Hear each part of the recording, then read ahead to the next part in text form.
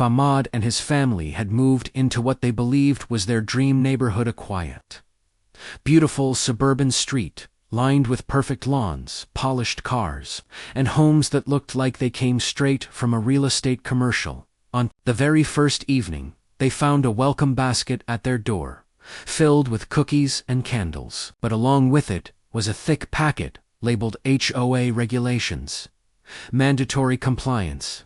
Ahmad joked about its size, laughing that the rule book looked stricter than the policies at his workplace.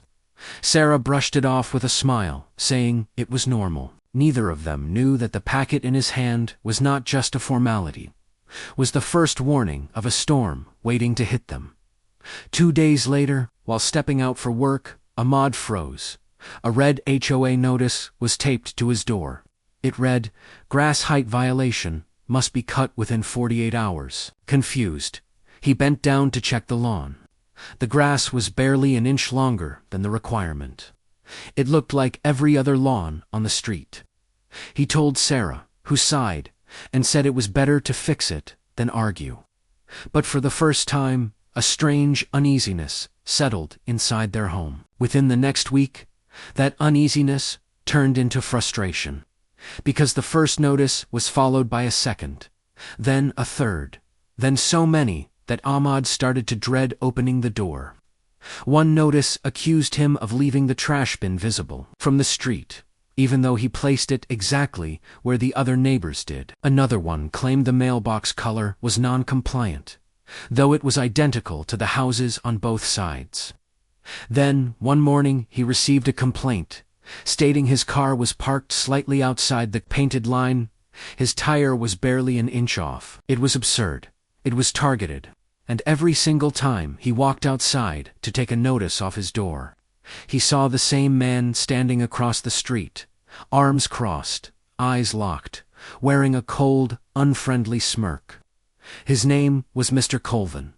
He never waved, never spoke, just stared with the expression of someone watching a show he controlled. Things escalated to the point where Ahmed finally attended the HOA meeting, hoping to resolve everything.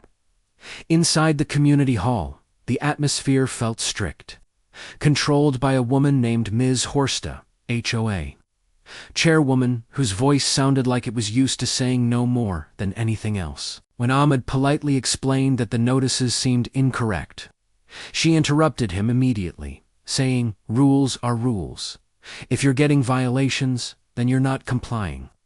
And there he was, again Mr. Colvin sitting, silently, in the back corner, with that same smirk. In that moment, Ahmad realized this wasn't about rules.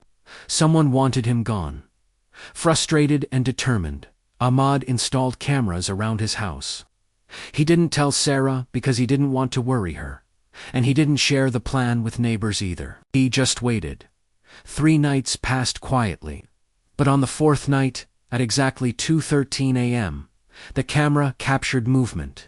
A man in a hoodie walked toward Ahmad's lawn, carrying a trash bag. He placed the bag on Ahmad's steps, then deliberately kicked parts of the grass to make it look messy. When he turned toward the porch light, the camera caught a clear shot of his face. It was undeniably Mr. Colvin.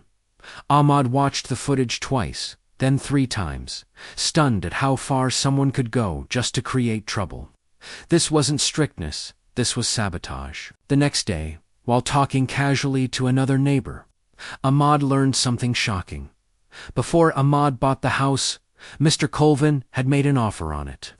He wanted the property, badly wanted, to expand his garage and build a workshop, something the HOA wouldn't approve unless he owned the house next to his. When Ahmed purchased the home before he could, Colvin became furious.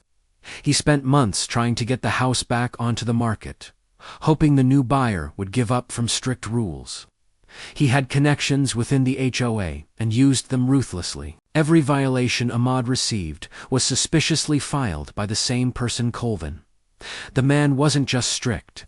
He was obsessed. At the next HOA meeting, Ahmad didn't argue. He didn't debate. He simply connected his phone to the projector and silently played the recorded footage. The room fell into complete silence. Everyone watched as Mr. Colvin placed trash, damaged the lawn, and took photos to file complaints. Ms. Horst looked stunned, her authority crumbling in real time.